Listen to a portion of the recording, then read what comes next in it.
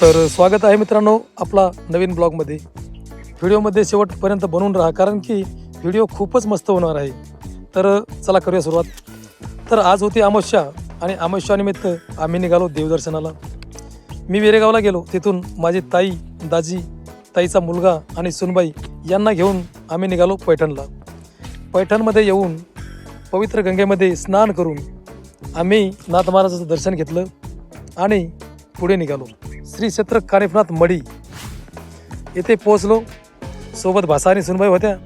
तर असं म्हणतात या देवाला जर काही नवस मनाभावातून केलं आणि मागितलं तर नक्कीच मिळतं. म्हणून माझ्या भाषाने आणि सुनबाईने काहीतरी नवस केला होता आणि त्यामुळे त्यांनी मंदिराच्या पहिल्या पायरीपासून तर शेवटच्या पायरीपर्यंत कापूर ज्योत पेटवली आणि काहीतरी मागितलं.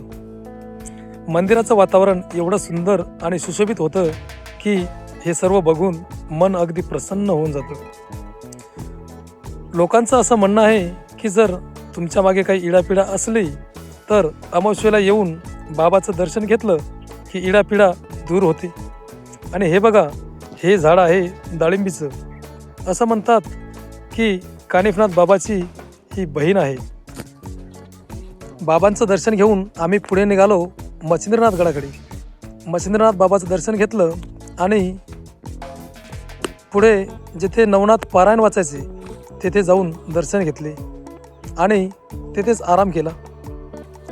आणि पहाटे 5:30 वाजता कानावर एक आवाज आला. तो आवाज म्हणजे डीजेचा. जिथे काही भक्त मंडळी मनसोक्त आनंद घेत होती, नाचत होती. आम्ही पण गेलो आणि थोडा एन्जॉय केला.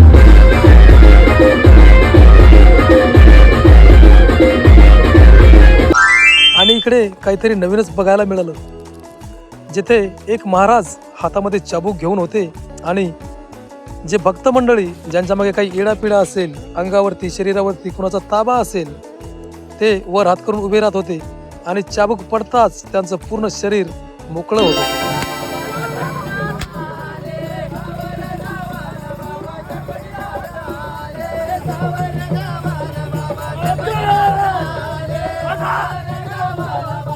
आता आम्ही परत निघालो.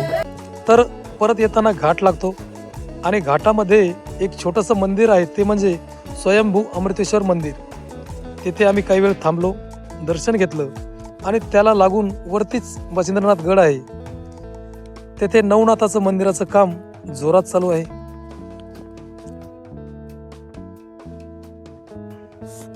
दर्शन घेऊन आम्ही परत आलो कानिफनाथ मंदिरावर. दर्शन घेण्यासाठी बारीला लागलो आणि हेच ते झाड डाळिंबीचं.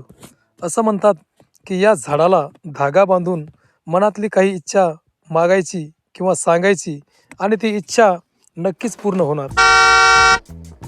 तर चला आता परतीच्या मार्गाने आम्ही परत निघालो. तर पैठणमध्ये परत गंगा स्नान केलं आणि नाथ महाराजाच्या मंदिरावर जाऊन दर्शन घेतलं.